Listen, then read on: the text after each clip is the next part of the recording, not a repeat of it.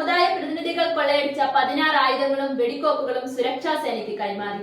തങ്ങളുടെ 4 ആവശ്യങ്ങൾ അംഗീകരിച്ചാൽ ആയുധം താഴെ വെക്കാമെന്നാണ് ഇപ്പോൾ കുക്കി സമുദായത്തിലെ ജനങ്ങൾ കേന്ദ്ര സർക്കാരിനോട് അഭ്യർത്ഥിച്ചിരിക്കുന്നത്.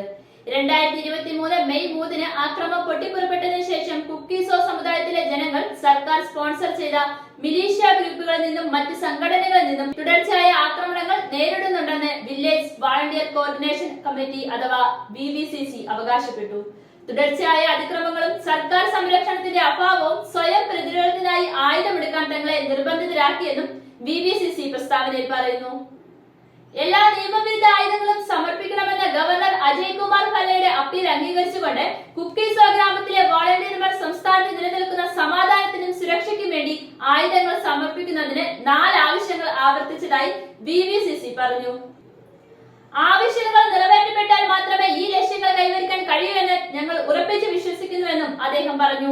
കുക്കി ആദിവാസി ജനവാസ മേഖലകൾക്ക് പ്രത്യേക ഭരണം, കുക്കിസോ ജനവാസ മേഖലകളിൽ നിന്ന് മണിപ്പൂർ പോലീസിനെ പിൻവലിക്കുക, മെയ്റ്റേയി ഗ്രൂപ്പുകൾ കൊള്ളയടിച്ച ആയുധങ്ങളുമായി പൂർണ്ണമായും കീഴടങ്ങുക, കുക്കിസോ ഗ്രാമ വോളണ്ടിയർമാർക്ക് നിയമപരമായ സംരക്ഷണം എന്നിവ ഉൾപ്പെടെയുള്ള ആവശ്യങ്ങളാണ് കുക്കി സമൂഹം ഉന്നയിച്ചിട്ടുള്ളത്. മലയോര ജില്ലകൾക്കും താഴ്വാര സമൂഹങ്ങൾക്കും ഇടയിലുള്ള വ്യക്തമായ വിഭജനം സമാധാനപരമായ സഹവർത്തിത്വം അസാധ്യമാക്കിയിരിക്കുന്നു. അത്തരമൊരു സാഹചര്യത്തിൽ കുക്കി സമുദായത്തിലെ ജനങ്ങൾ എല്ലായ്പ്പോഴും സമാധാനപരമായ പരിഹാരവും ആവശ്യപ്പെട്ടിട്ടുണ്ട്. ഞങ്ങൾ ദേശീയ സുരക്ഷയ്ക്ക് ഭീഷണി